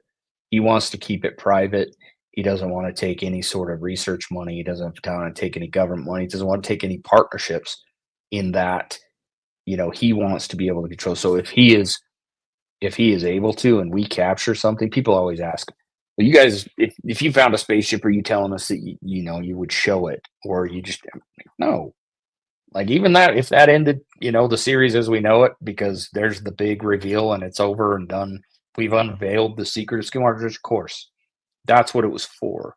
He never went into this endeavor ever thinking that it was going to become a television show. He was approached. In fact, he was extremely hesitant to even entertain the idea. They had to chase him around for a long time before he'd even take a meeting, because for the longest time, Brandon didn't even want to reveal his name as the owner of the property for fear that people would think he was crazy and it would interfere with his business ventures and things like that. So it's a labor of love. He's, self-funded it to the tune of millions of dollars for research and things like that, so that he has the control of it and he can, put it out there. That's why we have the Skinwalker Ranch Insider, website program that we have, where people can join, because, there's people that are enthusiastic about what they see on the television program or the other outlets, but this has given them a forum to interact more with us and to have live stream videos of the ranch, where we've had this incredible community pick up on things that we would have missed because there's so many eyes watching and things like that. He wants it to be an open thing to where people can get that information. Now, going back to your original question, if we find something like that, do we have the ability to stop? And we use the term the government from coming Well, in they had that and eminent shutting domain. right, Yeah, yeah. They do. They do. Right. They have that. And, in Congress, and, That Travis seemed is like it was written for you guys. I'm just saying. right. No, Because you I guys, agree. a little bit with Lockheed and a lot with other corporate, private corporations that are out there, public and private corporations, but outside of the military, right? Right. And here you have Skinwalker, with Brandon Fugel, that has a pretty good. It's not unlimited funding, but you guys can do the research that you guys want to do, and there's something active going on there. You're pursuing it, and so what if you guys uncover something? Well, you guys are the most public face of all of this, and that eminent domain. I remember reading that, and I was like, "Well, there goes Skinwalker, right? If anything happens there, the government owns it." Right. I know. I know Travis has been put it out there that, you need to call your Congress people and tell them to, vote it down and so on and so forth. I don't know where it is, as far as being law or whatever, but sure, that's Somebody why. just, hey, Bryant, check this out. Yeah. I'm going to read the screen. At 1:35:27, did anyone notice that mist pass by Bryant's left shoulder? Is your place haunted? I didn't see it. But I'm going to go back and watch. Not that I'm aware of. Did you feel the room get cool? No, I did not. Huh. That's interesting. Maybe I moved and it was shadow or something. I don't know. I didn't see it, but you have a blank wall there. So if something, okay. Well, right. Let's. I'm going to watch the chat room here and see if anybody noticed that. That's interesting. Yeah. So, okay. Yeah. I mean, just to button that up, that's part of, where we had to have a little bit of a conversation where we felt, once Travis had been on our show, then he got asked to be part of the, the UAP task force and stuff like that. And it felt, on the surface, like it was like, hey, you're learning all this stuff and now you're going and reporting it to Big Brother. What the heck's going on? That wasn't the case. We had those discussions, but at the first it was like, are you a mole? Are you here to figure out what's going on so you can go pass it along to your higher ups and they're going to come in and shut us down? I mean, we've gotten past that. Everything's great and stuff like that. But, when we first found out he was part of, one of those agencies that was cast into looking into it, it certainly made us wonder. But if anybody has experience with government and stuff like that, it's Travis, and he assures us up one side and down the other that we're not going to have the Men in Black show up and come in and shut us down and tell us to stop broadcasting what we're doing. So we'll keep doing what we're doing and hope for the best. But I hope you're wrong, because I would love it if we found something that truly was, Oh, I'm not saying, not that I hope I'm wrong too. What I'm saying is, when it comes to anything like that, that includes me and my show and the things that I've done out there too as well. I've had a little bit of interference run a couple of times. Sure. And I know as a fact, a few of these people too as well. I know as a fact that when they found out that I couldn't be manipulated or controlled, or certainly carry a framework of a story or a statement, that I wasn't going to be that, right? Right. I was left alone. I was left alone. But it was. I thought that I was immune to it, and now I'm definitely immune, because I'm my own person. Sure. There's something that can threaten me. Just like Brandon, you made a really good statement. Brandon owns his shit. Mm-hmm. That goes a long way. Does. I own. He's not. Right, and he's not beholden. And I think he learned his lesson from what the Bigelow people did, in that it's no secret. It's out there. It's public record that Robert Bigelow received a big chunk of money from the government to study the UAP phenomenon, or the UFO phenomenon, and headquarters was Skinwalker Ranch. Yep. So consequently, by doing so, that's probably, it's one of two things. Either they found things that the government didn't want out there, and so that's why it's locked away. They either got all this investment and didn't find anything, and so they just want to say, well, it's all top secret because they didn't really find anything. Or maybe it was utilized to, help build up the aerospace program that he's been so successful with there, at Bigelow Aerospace. I don't know. All I know is that based on the amount of time and resources that were put into that property, the information that was put out after the fact certainly does not level out. And so that was the one thing that Brandon did not want to have happen. If he brought in a partner, even if it was another private individual, then he would be beholden to somebody that had their own agenda, and he would have to answer to that, and he wouldn't have the ability to just say, listen, this is my King Ranch. I own it. I fund it. I do it. Now I can partner with, on the TV side, and they'll, we'll collaborate on what, we do on that side of stuff. But when it comes to, owning the intellectual property and the information and everything like that, he does. And so he has the discretion to do with it what he wants and not be beholden to Big Brother or to somebody else. And I love that. So season six, here we are. What can we expect? More crazy stuff. You got to be careful with that kind of stuff. Everybody's, pretty tight-lipped about, with NDAs and things like that, but you can expect, a lot more follow-up on some of the really interesting stuff. There's more to do with the Mesa. There's more to do with a lot of the experiments, and, a lot more high strangeness. Scale of 1 to 10. Are we at an 8, a 9? I'd say you're safe to say that. Like I said, it depends on the beholder, I guess.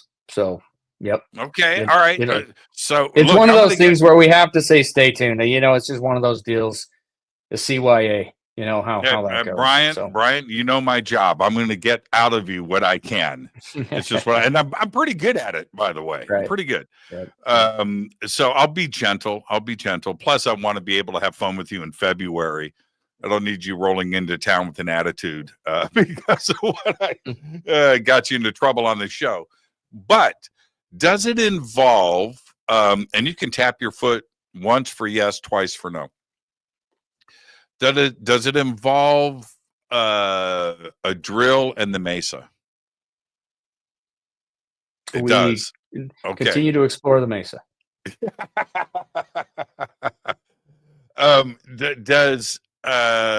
Do you breach the layer that has been impenetrable? Stay tuned. That's all I do? promise you. I can Really? have to Okay. So when you guys breach, is it a 2 episode? Is it a 2-parter? You might as well just stop barking up this tree, Jimmy. I'm sorry. I'm not giving you anything else. But if we go back, because that was one of the most intriguing parts and, might I say, most frustrating moments for me in this series was you guys breaking drill. That drill bit was gnarly, by the way. Meant to do things that are unbelievable, inhuman, right? And that thing just sat there bouncing off of something when that is a drill bit that's designed to get to the center of the earth, right? Mm-hmm. Okay. Well, I mean, yeah, maybe not the center, but certainly. But you know what I'm saying. Absolutely. It should be able to cut through anything that we know is within a sandstone mesa based on the composition of it. It 100% should have had the ability to penetrate it. And you guys never went back to that. I'm going to say, I don't know but it seemed, so the next episode comes out, and the next episode, I was like, what happened with the drill? You guys are talking, but it seemed like that was a moment for me, for you guys to get to something and to see what was on the other side. And it seemed like it was forgotten. Certainly wasn't forgotten. I mean, they put all 8,000, I can't remember exactly how many pounds of pressure they could put on the tip of that drill and could not penetrate it. The other strange thing is it wasn't heating up. It was actually cooling down. So what in the world was that about, right? You'd think if something was sitting there spinning on it, it would do that. Then you got the metal. You got the metal out. Yeah. And certainly, that was previous. And that shouldn't be there. Nope, should not. So, yeah, and you'll notice that the last season that aired, we brought another drill team out that was even bigger, stronger equipment, and they had a hell of a time even being able to track where the damn drill head was. Finally, it popped out, the top of the mesa after, they make it look like that was going on for a few days. It was weeks and weeks of standing out there watching. Oh, yeah. Yeah, those guys said, oh, yeah, we can pop through this, no problem. And literally, they lost money on that endeavor because the amount of hours and time and equipment and everything they had to keep going back and putting into it. It was supposed to be, okay, this is drill week, if you will. And it turned out to be drill month and then some. So, obviously, they're not going to show just endless drilling and breakdowns and stuff like that, that they're going to compact into 14 hour-long programs to try and keep people interested. But it has been absolutely one of those endeavors that these people talked about. Oh, yeah, we can do this, no problem. And just going back to what we talked about early in the podcast, it has been such an exercise in futility with a lot of the equipment that people have brought out there because it just keeps having malfunction after malfunction. And so it really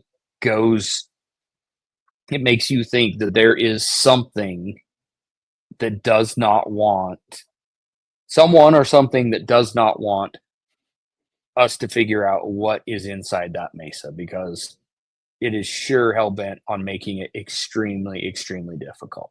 And then we have the possibility of tunnels too, as well. And I think that should be front and that's center. What we were looking for in the first place. Right. Honestly, that whole drilling exercise came about by a story we'd heard from Chris Bartell, who was former security during the Bigelow era on Skinwalker Ranch, talking about going and finding what looked to him like a cave, because we'd heard these stories of caves that people could walk way back in, so on and so forth. That looked like it had been a cave at one time, but had partially collapsed in. So he took us to that area. You could see that the mesa had shifted even more, and it had collapsed that much more. And so when we were deciding where to drill, we thought, you know what, let's get the drill out here and see if we can pop through this layer and see if it would come out into a giant opening. So that's what started the whole thing. There was no way in hell we thought we were going to pull strange metal out of 300 feet inside the mesa or hit something that was so hard that we couldn't penetrate it with these drills that are made to drill through granite, mountainsides and things like that. So yeah, there's so many things that, that mesa is such a mystery. And the hard part is we can't access it from the top because we don't have any sort of an easement or right of way or access to get there And to there's drill no down. road. It's not like, No, you well, I guys mean, in the property owner, like the property line is very much, kind of close to the edge of the mesa. And so Right. the owners of that property don't want to grant access or, the ability to drill or to do anything from the top down. So we have to try and go from our property up, which makes it that much harder. You can't get equipment up there. I mean, we hauled a handheld drill up there trying to drill down from the top, and it was an absolute nightmare just getting, the equipment up there. We had to haul it by hand. So yeah, I mean, the mesa is between the mesa and the triangle, they are and will continue to be a main focus and a major follow up until we figure out what's going on, because those two areas seem to be the keys and the epicenter of the things that we're experiencing. Yeah. Do we have a release date yet for season 6? I know season 5. No, It was it's like usually April of last year. that's usually when it is, right in that time frame. Because you think about it, I mean, the thousands and thousands and thousands of hours of footage that they have to go and weed through. I mean, post production is something else. In fact, as the episodes are airing, they're still putting together, episodes after the first one has aired.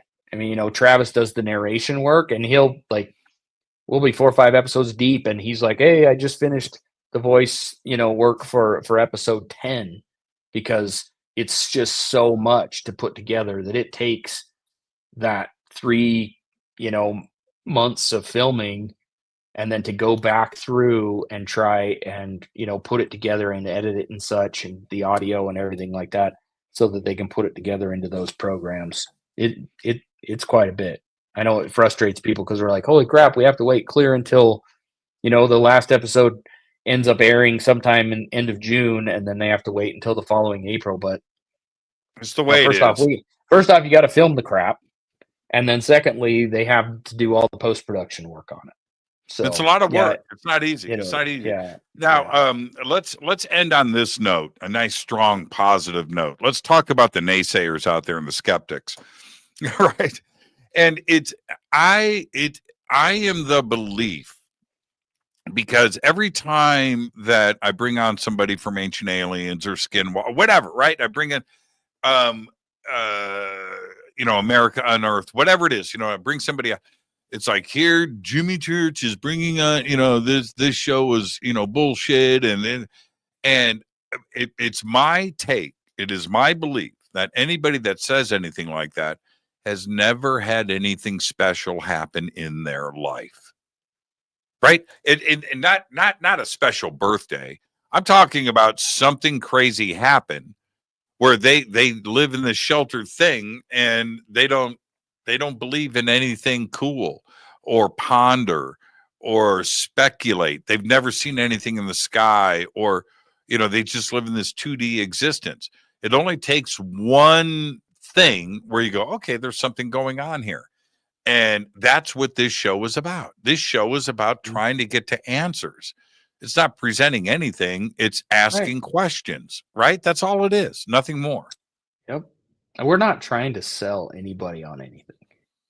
At the end of the day, like I said, I can talk about the things that I've experienced, and you know what? If you want to be the Mick West of the world, that's I didn't want to go there. I didn't want to go there. Fine. I'll say it, because you know what? If the way that he makes his living and things like that is going out of his way to disprove things, then I'm not going to tell him how to do his job. I'm not buying what he's selling. If he doesn't want to buy what I'm selling, if you will, then that's fine. We can put out there 100% that we're not making things up. Everything is 100% authentic in the fact that it happened. We're not creating narratives. We're not doing anything. It's up to people to see what's going on and to make their own determination. If they don't agree with us and they have something that they feel like could be the explanation or their interpretation of stuff, that's great. Like that's everybody's prerogative to do so. As long as it's opening up discussion and people are talking about these things and pondering them, even if they're, like I said, their goal in life is to debunk it and put it aside, they're still talking about it. And they're That's true. still, it's still something that, when I was young, was just something that was straight out of, Hollywood, and it was silly. It was, it was just one of those things. Now, in this day and age, the fact that you have congressional hearings about the possibility of this sort of thing, I think it's amazing. And if what we're doing on Skinwalker Ranch lends itself to that, or even lends itself to somebody opening their mind to a different possibility, whether it be within this realm of things or just life in general, then that's a win. And we've accomplished something. And I love that. I happen to like Mick West. That's All right? fine. I don't. No, I've never met him. I've never met him yet. He's actually a nice guy. He's Sure. actually a nice guy. And he's debunked my videos, and I Sure. accepted his I'm not a genius, or whatever, and Sure. I accepted that. Okay, but one time he was on the show, and this is when I just saw through him. I saw through him at this moment. I tell him about this sighting that me and 30 friends had. I'm not going to go into the details, but this crap in the middle of the day was about 400 feet tall and about 150, 200 feet wide, right? Big, giant thing. Yeah, that's And massive. so I tell Mick about it, and that 30 of us all saw it and video and everything. And Mick goes, "Well, you probably saw a kite." I go, "Oh, what? I just told you. It's 400 feet tall. It's 200 feet. Yeah, well, it was probably a shadow." Mick, did you hear what and then I just backed off. That's just the way his mind works. That you didn't see what you saw. You didn't see what you saw, Either that, or he has, and like I said, I don't want to speak for somebody else. It's just my own feeling. Someone has positioned themselves that that's what their role is in life, is to put that across. So even if one landed in his front yard, he wouldn't admit to it, because then that would screw everything that he's, made a name for himself doing. I don't know. Whatever. Like I said, I only threw that out there because, you know what, to his credit, he has been the authority on the quote debunking side of things. And you know what? Good for him. He's made something out of it. I'm never going to say anyone's bad for that. I just am saying, at the end of the day, if you're talking about it and it's bringing someone their curiosity and they're looking into it and even thinking about those types of things, then it's a win in my book, because I was one of those people, coming back full circle to when we first started this conversation. I was one of those people that had a pretty closed mind. And after having experienced the things at Skinwalker Ranch and being able to participate in this, and then, meet with people like yourself and others, it has opened my mind up to things both within the realm of, this topic or subject matter, and also just my eyes have been open to life in general, that there are more possibilities than what I was either taught or programmed or learned, before that. And so for that, yeah, you're right. I don't think it's any bad. No, that's a good attitude to have. Well, I want to get up to Skinwalker, so I'd like to come and check it out. Maybe I'll get up there and hang out with you in 2025. I would like to just go and there's a bucket list. I've been all over the world. You know where I haven't been? In Utah, my backyard is Skinwalker. So there you go. Scratch that one off the list. Listen, good. Bryant, great conversation tonight. Thank you so much. Much success on the show. Happy holidays to you and the family, and safe travels down here to LA. And I'll see you in about 6 weeks, man. All right. That sounds good. Thanks, Jimmy. I appreciate it. See you soon, friend. Bye. Right. Sounds good. Bye-bye. Dragon Arnold. Perfect show. That's what I'm talking about right there. That's just a conversation between friends. I loved it. Thank you so much, Bryant. Again, happy holidays to you and your family, and safe travels down here to LA. If you want to go to the Conscious Life Expo, the links are below. head over to consciouslifeexpo.com. There's a full schedule there, all of the events and everything that's going on, all of the speakers and everything you need to know about the conference. This is Fade to Black. What am I doing on the show tomorrow night? Does anybody know what I'm doing? Oh, I think tomorrow night Jay Widener is with us. Let me just pull it up. I want to confirm this. Is it true? We've got Jay. Yeah, tomorrow night Jay Widener is on. He's got a new movie out. I mentioned it earlier. It is called A Clockwork Shining. You can check it out on Amazon and all of those networks that you go and watch your media on. And we're going to discuss all of that and much more tomorrow night with Jay. Until then, all I've got is Go Backley Tappy. Fade to Black is produced by Hilton J. Palm, Renee Newman, and Michelle Freed.